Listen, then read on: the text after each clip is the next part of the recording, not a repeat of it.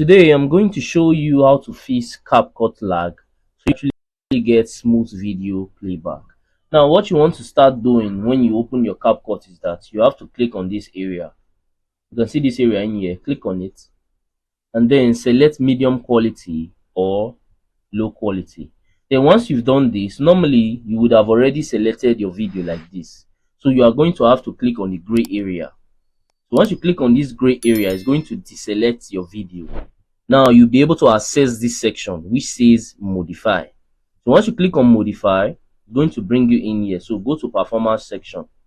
In performance section, make sure that this your Pro Z is turned on.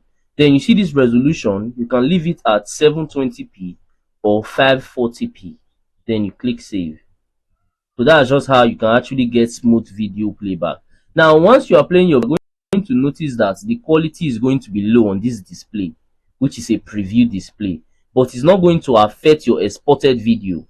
It's just going to reduce the quality in here so that your video is going to be very smooth. But once you export your video is still going to be in the natural quality that it was when you started editing it. So it's just how it works. So whenever you are seeing your video not looking smooth in here, do not think that, oh, the quality have been reduced. It have not been reduced. Once you click on export, it's going to be the same quality. Lastly, if you found any value from this video, then do consider smashing that subscribe button to help me on my YouTube growth journey, because I've been trying to get to 1,000 subscribers for a while now, and it have actually been taking me forever just to get there. But I know that with your help, through you smashing that button, I can actually get there super fast and super easy.